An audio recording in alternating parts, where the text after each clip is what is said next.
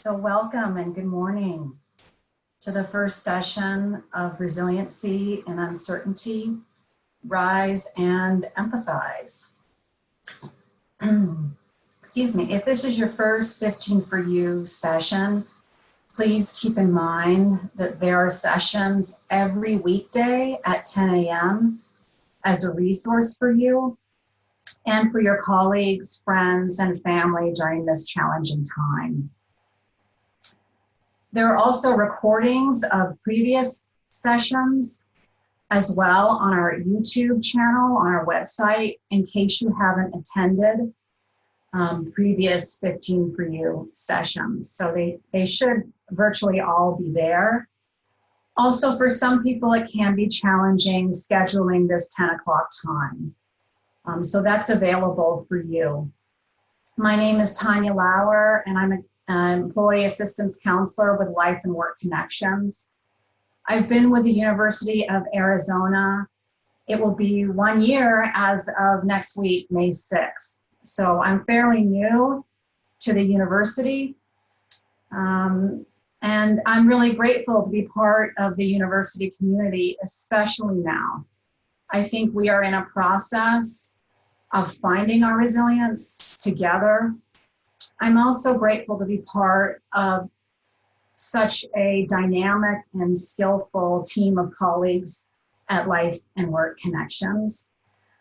I've been working in the field of mental health for about 20 years, and during that time, I focused on resilience.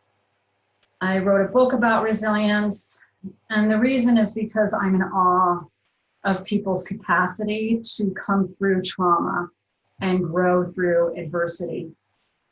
I really want to welcome you to this time together and encourage you to communicate with each other and with me through the chat section. I may not be able to respond immediately, but I really would like to hear your point of view. If you'd like, you can send us an email to Life and Work Connections. And I'm really interested in your thoughts or questions or areas of interest. So thank you for being here and for showing up today. So first, we're going to start with an overview of what it means to rise and empathize. First, we're going to talk about identifying what resilience means. Then we're going to discuss facing uncertainty, and we'll also talk about humility and how those two things go together. We're going to talk about the dynamic process of resilience, how to build empathy and community, and how to rise together. So what I'd like to do is start with a resilience practice and take 3 breaths together. I'm going to put my hand on my heart. You're welcome to join me in doing that, but breathe in your own way with your own style. But I'd like you to focus on your resilience over the last month or so. Maybe small changes you've made or really significant ones that have helped you adapt. And let's take 3 breaths with that focus together.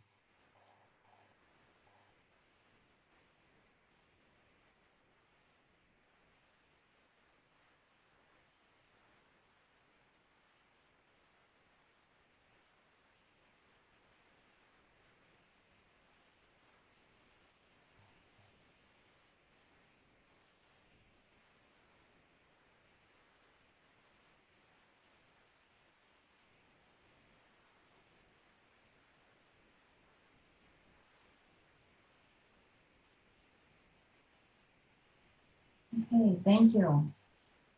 And keep in mind, a way we can always tap into our resilience is to drop into our bodies and pause and breathe.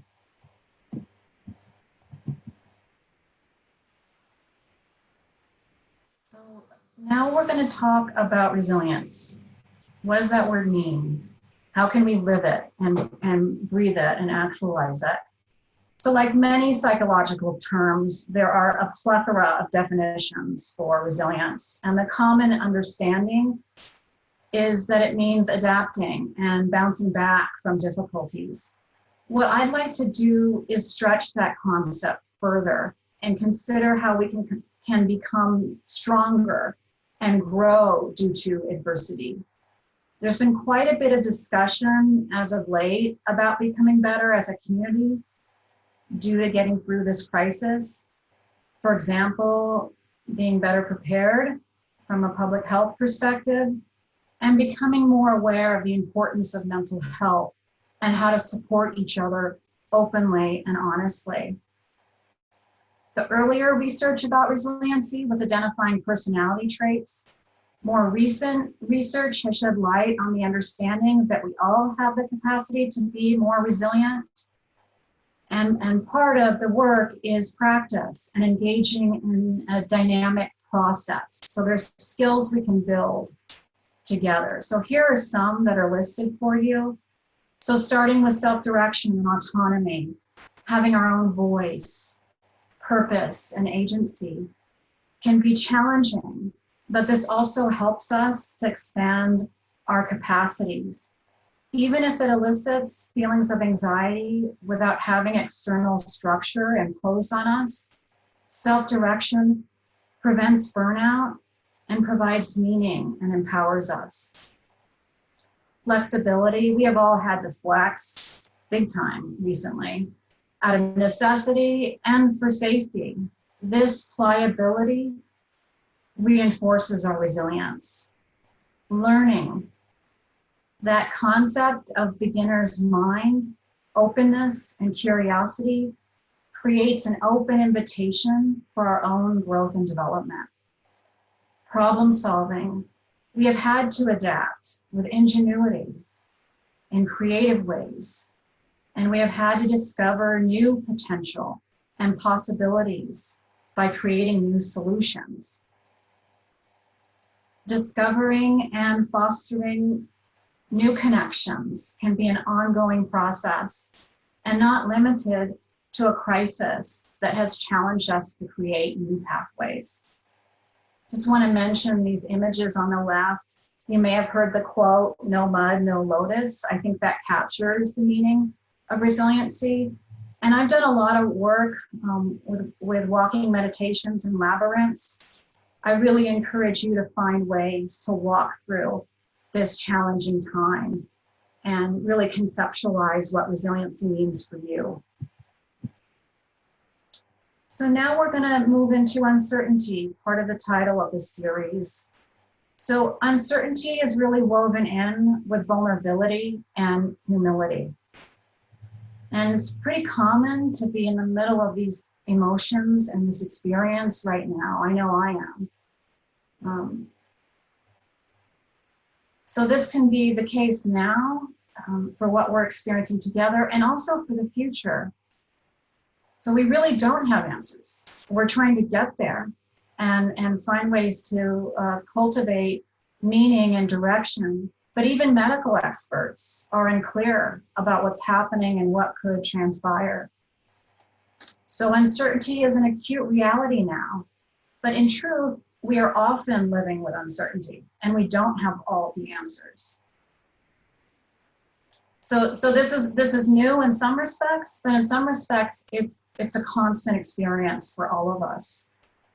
Jack Bauer, a psychologist, coined the term quiet ego. You may be familiar with that. His last name is similar to mine. It's almost the same. It's Bauer with a B instead of Lauer with an L. So quiet ego, what that means is embracing our ego's strength without becoming egotistical or lost in self-interest, judgmental. So the focus is with compassion, accepting our humility and accepting what we don't know. Leaning into humility is often a cornerstone of recovery, accepting that we don't have all the answers, that we can ask for help, and that we need the support of our communities to heal. So part of mitigating the fear that comes with uncertainty is accepting vulnerability, our quiet ego, and our humility. We will continue to talk about the challenge of living with uncertainty in the next sessions of this series. One concept to consider is how we experience security, and the security that comes with our connections and our secure attachments. I don't know if you all are familiar with Gabor Mate, but he's wonderful author. He wrote the book When the Body Says No. He's done a lot of work with addiction and trauma. He's an MD, really looks at the whole person. But I love how he articulated this quote. Safety is not the absence of threat, it is the presence of connection. So resilience is often felt through our connections. You know, these images show people hugging, and many people are really excited to hug again, so that time will come. But I want to talk about ways that we can reach out and hold each other, even when we have to social distance and stay 6 feet apart. So what we know from the research about resilience is that relationships are our safety. Numerous studies about children show that one supportive and stable adult can boost the child's experience of resiliency, regardless of what they're enduring. This is also true for adult relationships. Having safe connections holds us up and lifts us. So here are some ways to reinforce connections. So the first is affirm and validate. So I think it's important right now to recognize how differently we may be experiencing what we're going through. So really affirming each other's feelings and experiences of grief or whatever we're going through, and validating them, even if they're different from our own. So for example, you know, saying, I hear you, I see you, you matter. So that's an example. The next is remembering the good.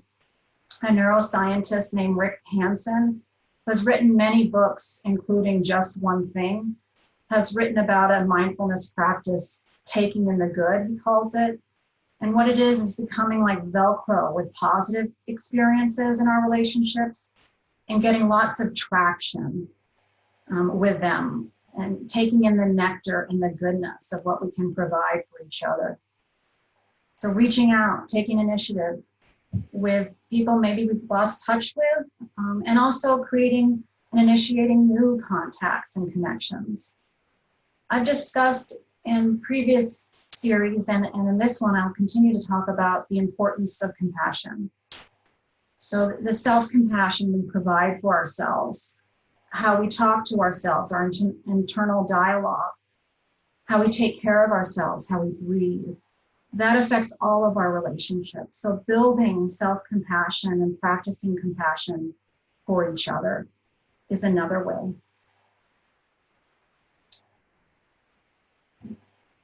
So here we are in the last few minutes of our discussion. I just want to recap what we've talked about.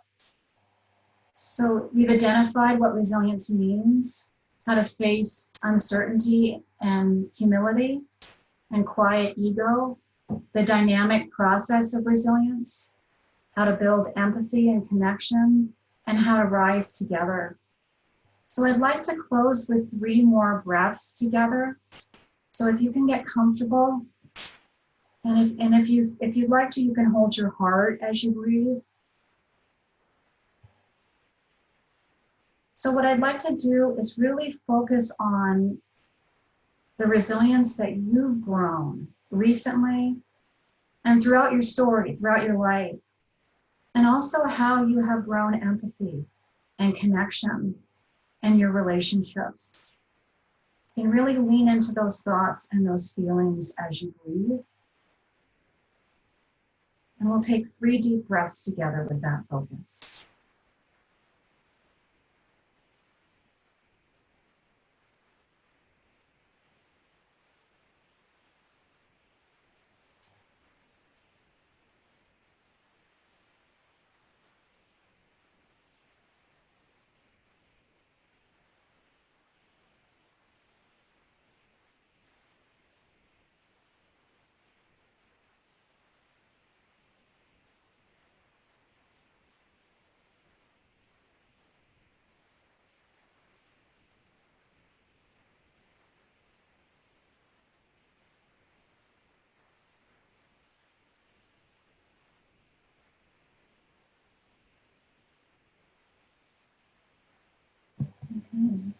When you're ready, you can bring your focus back to the screen.